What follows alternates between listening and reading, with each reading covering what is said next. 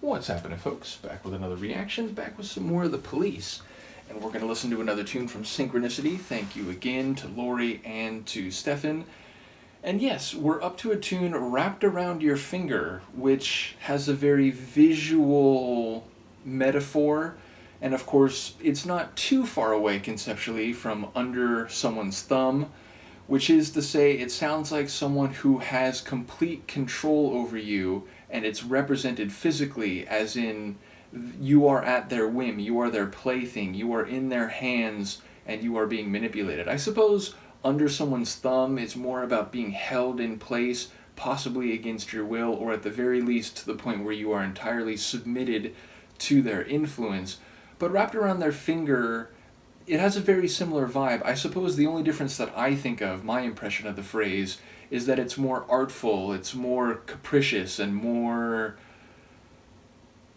you're mesmerized by the way they interact with you such that you'll do anything they want, including contorting yourself around their fingers. So again, maybe people have different understandings or see different connotations in that phrase, but it certainly sounds like someone who has complete control over the narrator, because wrapped around your finger suggests that it is the speaker who is in that contorted, controlled position. In any case, I'll see what I can catch on the first listen. This is The Police, the tune is Wrapped Around Your Finger, and it's from the 1983 album Synchronicity. Oh, more reggae vibes?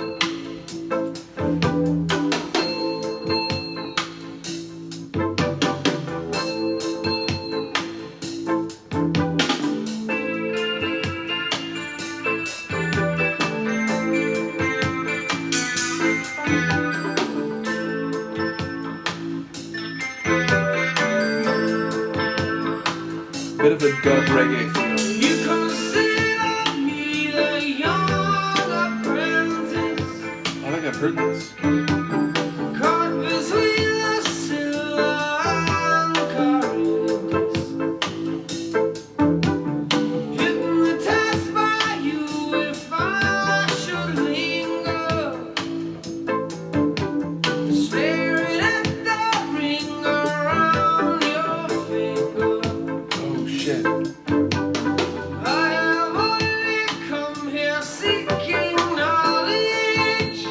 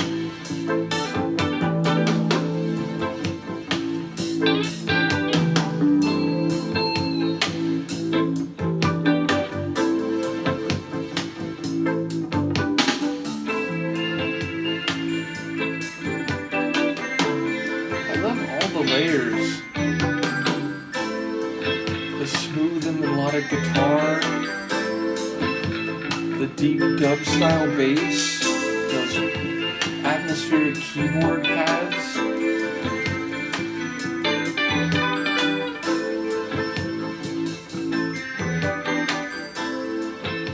The cycling drums, that bell type synth.